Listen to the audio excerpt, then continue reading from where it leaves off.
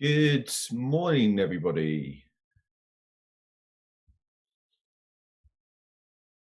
Hey, good morning, and good morning from a rainy London. Hopefully, where you guys are, it's a nice morning. But I'm Paul McEntee, and I'm the founder and CEO of Mc&T PR here in London. And today we're going to talk about purposeful PR. This is Ask the Expert, which is an award-winning daily live show from 8:30 a.m. to 9 a.m. to help small businesses. If you have any questions, obviously ask them in the comments in the live feed. And if you need any more advice, join the official Intuit QuickBooks SMB community group on Facebook. Accountants and business experts are on hand 24/7. During the live session, we'll be running a poll, so do engage with it. And at the end, we shall reveal the live results. I think just quick intro to kick off. Before we sort of jump into the Q&A about who I am and how I sort of came to found Mc&T, which is my agency. And I guess before we start talking about the wonderful thing, which is sort of purposeful PR and how you guys can apply it to your amazing businesses in the real world, a little bit about how I went on my sort of purpose journey.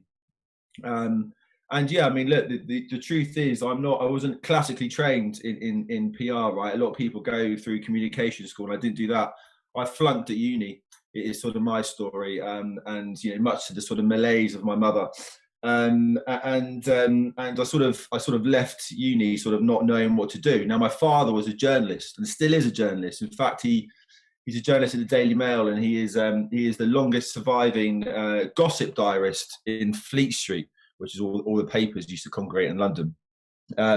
So I kind of grew up in a newsroom because my dad was a journalist, and I always loved the cut and thrust of media, and it gave me a real sort of taste for, I think, what PR was. But my father definitely told me to stay away from media, because at that point media was changing. The media landscape was fragmenting, and it was very hard to get a job as a sort of graduate journalist, and the pay was very bad. But he said, hey, what about PR? And I never really knew what PR was.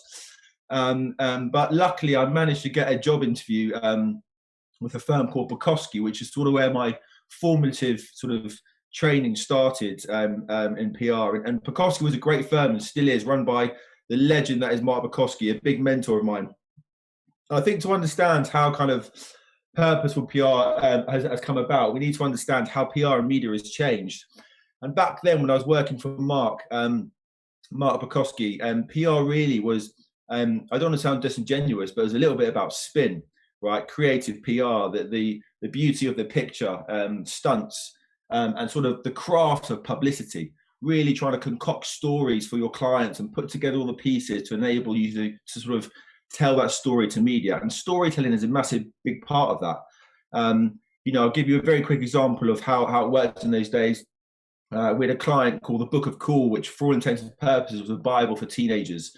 Where you sort of it showed you how to juggle and how to do kick-ups and curl a ball into the back of the net and fire breathe and all those sort of things that teenage boys want to do. The Book of Cool, and one of the things in there was a chainsaw juggler. And to promote the book, we decided to get the chainsaw juggler from the book over to London and do a live chainsaw juggling event in Trafalgar Square. And this guy's from Texas, of course, and we invited him over. Ostensibly, we invited him over.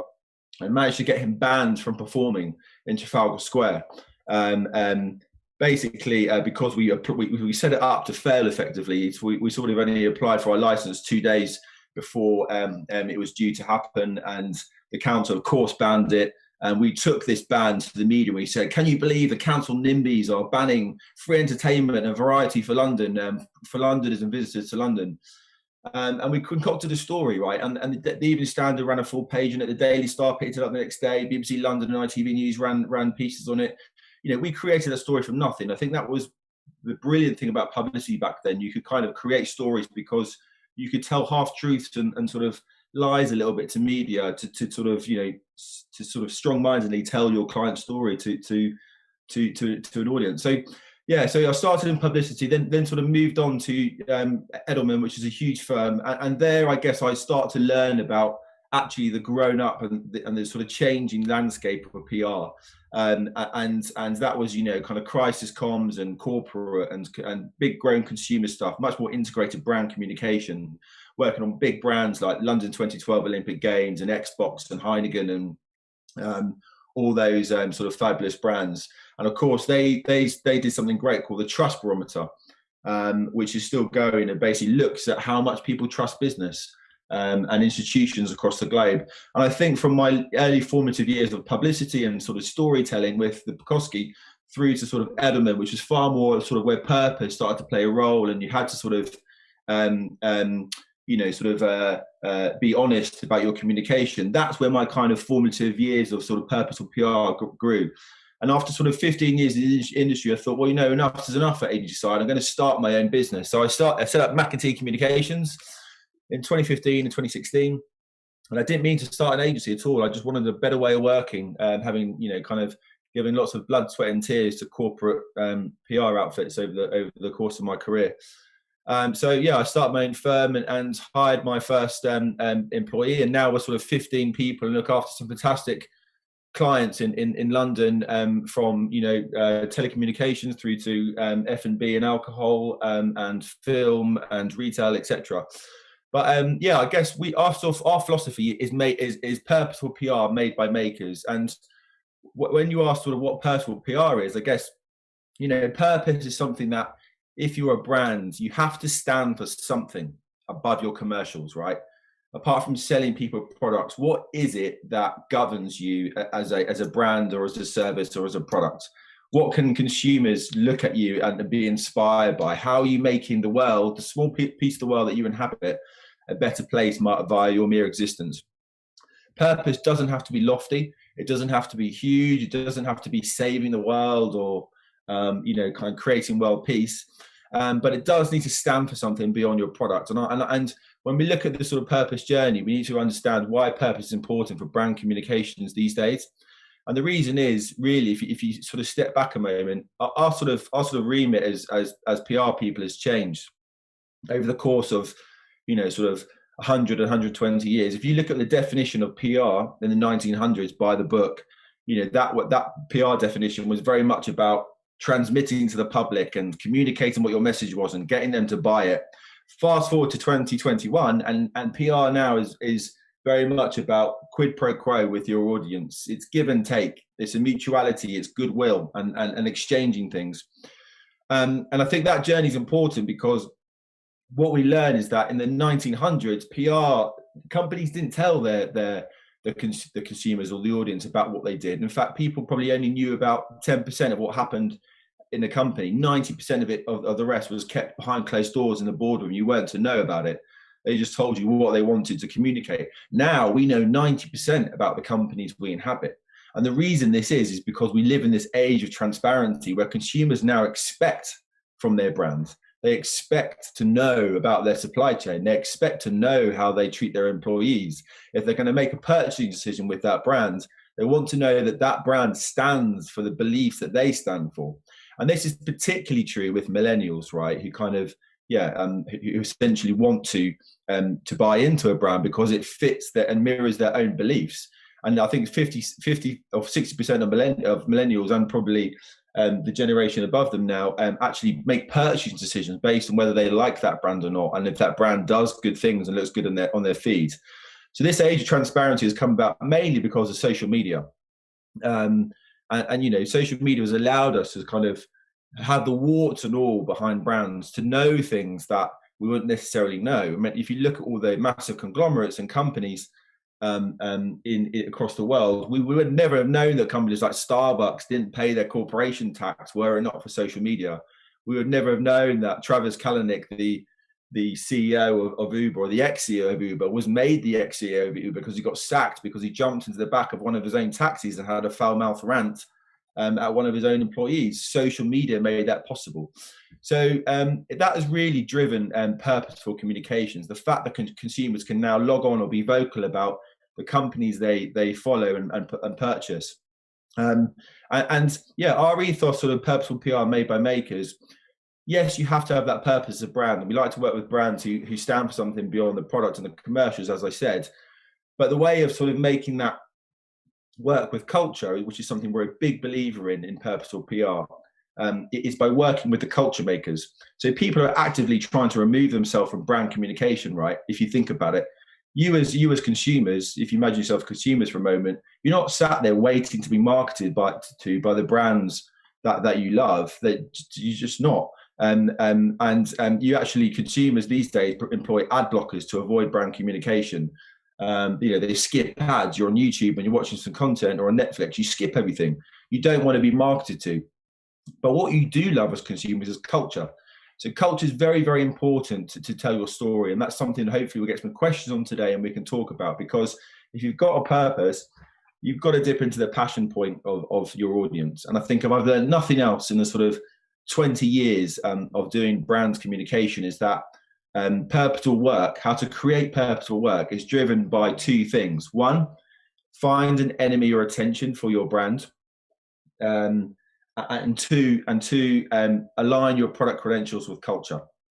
The first bit, finding the enemy or attention, the way you arrive at your purpose, like any great story that you tell, any great yarn, any great narrative, it always has a good guy and a bad guy, a protagonist and an enemy, a tension there. So find that enemy and that tension and use it to help storytell what your brand does.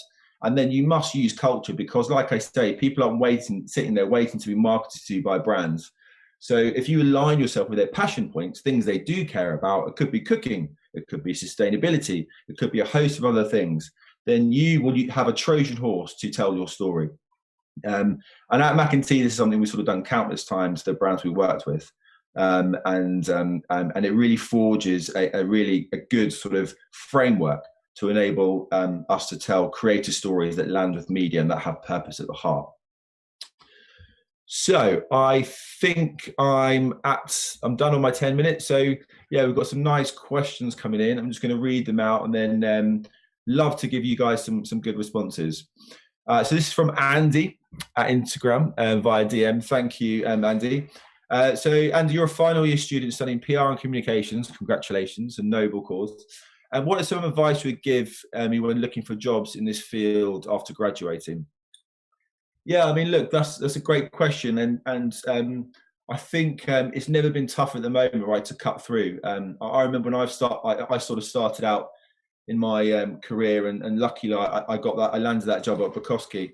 The one thing I would say is, Andy, look for good grad schemes, right, or good initiatives where you can get into a good agency. It doesn't necessarily have to be in PR, right? It could be in-house at a brand in the PR team, or it could be in a parallel industry like creative advertising or something, but with a PR sort of remit.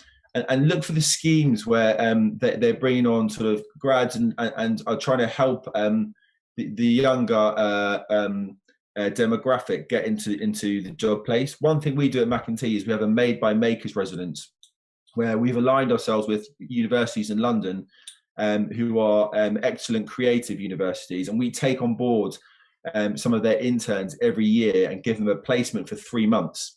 And we pay, obviously it's a paid internship, we give them live experience on live brands and live briefs, so they get the cut and thrust of what it's like to work in the real world.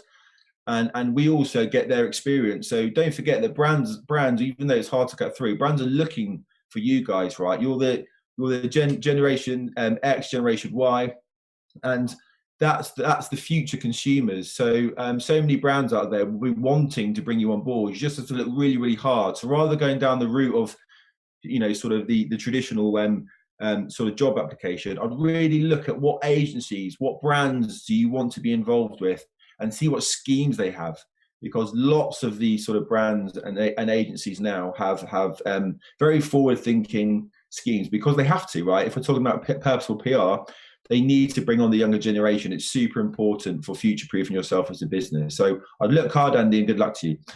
So the next one is from Antonia from Twitter on DM. According to you, what are the key ingredients of a good media pitch note? It's very funny. I've seen a lot of stuff on social media about this recently from some big media names who have been taken aback by young PRs emailing them with niceties at the start, i.e., we've never met before, but how are you? I hope you're surviving well in the pandemic. And they've been called out for unnecessary niceties, which I think is a bad thing. And actually, these people, these notable faces on Twitter who've been doing this, have actually been slapped down by other people in the industry who say it's a bit mean to say that they shouldn't do that. So look, niceties always start, right? Niceties at the start always help.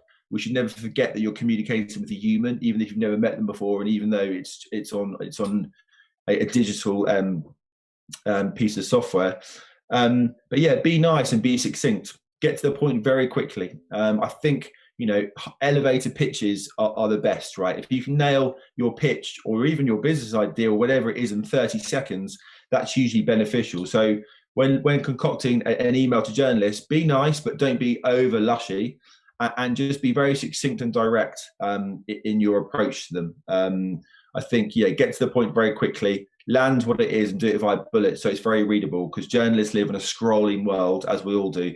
And a scary fact for you is that the Channel 5 news editor, one of the main terrestrial channels here in the UK, gets 465 emails in his inbox every morning, which he deletes because they're automated emails from PR people who set press releases to go in the morning, and they're automated and faceless. So to cut through those, Antonio, what I would say to you is be human, be succinct, use bullets, and get to your point very quickly, and then get off that journalist email, because they'll have another email to get onto. So I hope that helps. Okay, next question. Ken from Facebook Messenger. Is getting publicity in the media possible for small businesses? I don't have the budgets to hire an agency. Yeah, I mean, look, this is something that is always a challenge for small businesses. Not having the sort of funds in order to compete with much bigger businesses. Look, I guess, Ken, the thing, I don't know, obviously, what your business is, so it's sort of hard to give you any sort of direct advice, but obviously we have to assume you've got a great product, right? The one thing we've heard from consumers is that even before you market, just make sure your product is great, right? And as PR people, that's something we really look for. Is the product good? Is the service as best it can be? And if it is, then you have the building blocks.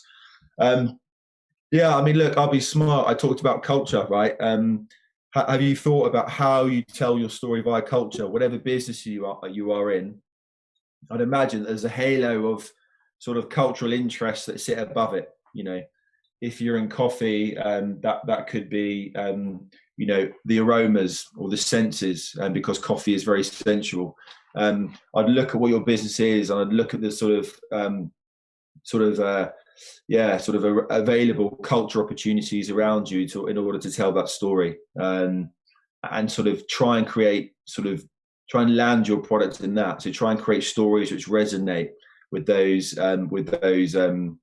consumers. So for instance, if it is coffee, let's just say for instance, and you're not cutting through on I've got the best coffee in the world, and that's not cutting it. Can you change tack to say I've got the best smelling coffee in the world? I've got an expert to come in, and he smelt it, and he smelt a million coffees, and he said this is the aroma that really tantalizes customers' taste buds. Bad idea, but you get the point. So good luck to you, Ken. Next one is Jackie from Instagram DM. How do you think the role of marketing, communication, and PR will change in the immediate future? Good question, and one that warrants a big conversation, but we'll try and answer a bit concisely.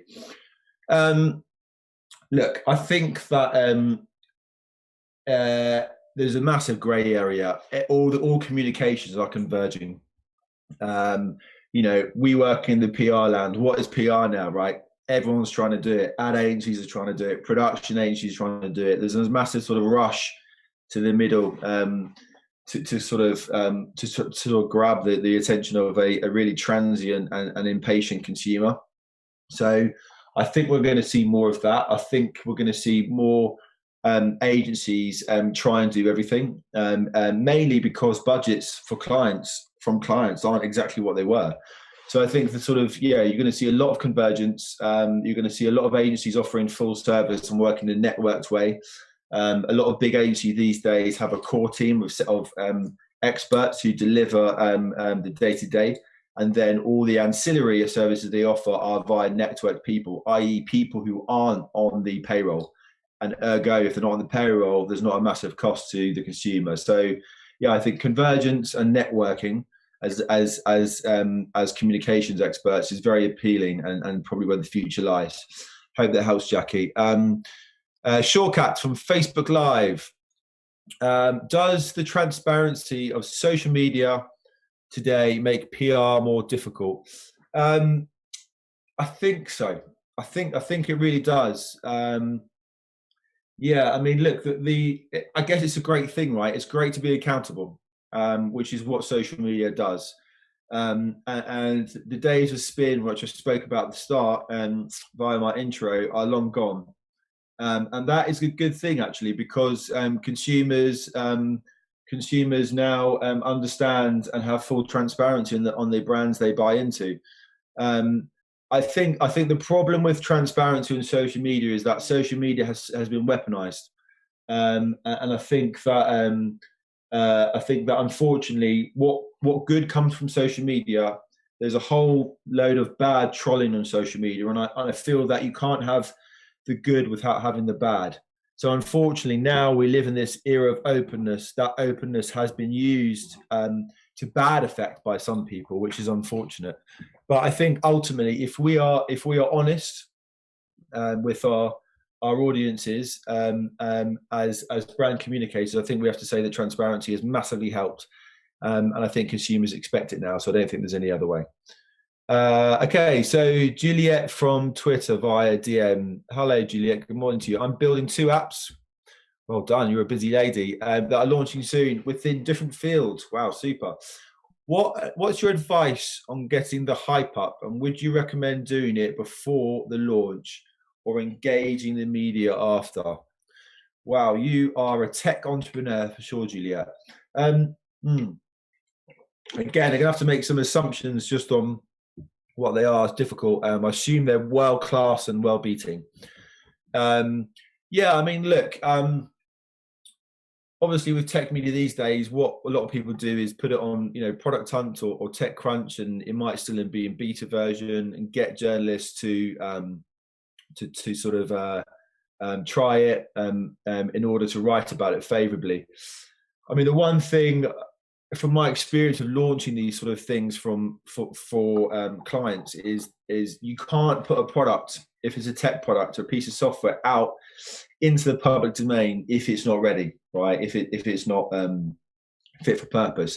And one of the big things with tech, and this I found this right across tech, if it's apps or if it's a piece of tech of hardware, if it's buggy and it goes out into the ether, journalists write about it and they get negative responses, and it's very, very hard to get rid of that negative review on social media or on the digital media once it's out there. So I would suggest you're always better launching it and PRing it once you've launched, mainly from a tech bug fixing perspectives, obviously with complete respect to your tech team who are building it. But yeah, and then once it's launched, I'd be super targeted about the media you approach. I think having a really kind of tight media list and knowing and doing the research on the journalists who write about the apps and the markets and the industries in which you operate is going to save you loads of time and also make your pitching so much more efficient to media. So yeah, do your research, and like I said, let's focus not just on your product and how amazing your product is. Focus on how your product can make your consumers' lives better, right? So again, it's that culture piece, right? Whatever industry you inhabit, how are you making the life easier for consumers? So yes, you can use some data from your early usage to see how people are using it, which hopefully can influence your pitching. But look at some independent data, which is in your industry too. And don't feel afraid to use that and reference it properly in order to help tell your story about why your app is relevant right here and right now. Hopefully that helps, Juliet, and good luck. You sound like a very busy lady. Robert from Instagram on DM. Hi, Paul. I want to raise my own profile in the media. I'm a freelance videographer. Do you have any advice on how to go about this? Yeah, great. I love videographers. I love moving image. I think it's a real craft. So good luck to you. Congratulations. You know what? I think the one of the best ways of mobilizing your work is obviously social media, right? We've spoken about it a lot today, and get your show reel down to 10 seconds and bang it in Twitter and DM that at people and make that 10 seconds the best 10 seconds they're going to see and the best reflection of your work. You know, I get sent so many show reels by brilliant and interesting and really, really good videographers. But we get so many of them, we don't have the minutes and the hours of the day to watch all of them. However, if someone targeted me on social media and sent me sort of a very succinct 10, 20, 30-second show reel, which was made for social media in the sense that, you know, it's Giphy, and it's kind of condensed all of the great work down to a short form piece of content. To me, I'm digesting that, and I'm also super impressed by the person super targeting to me. So, yeah, I guess the two lessons are, you know, create great content in a really concise form that's optimized for social media, and super target the people, the agencies, the brand owners that you want to interact with. I hope that helps. Good luck to you. Okay, so I think it's the final question now, just for the time. And this is from Zara, which come in from Twitter via DM. Good morning.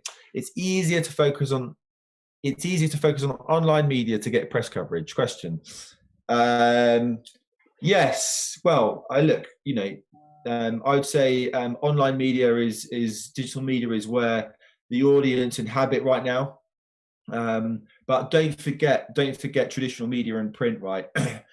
Although the sort of industry is moving towards online media, traditional media is super important. People still buy Sunday newspapers. They still watch the 10 o'clock news. They still read those supplements.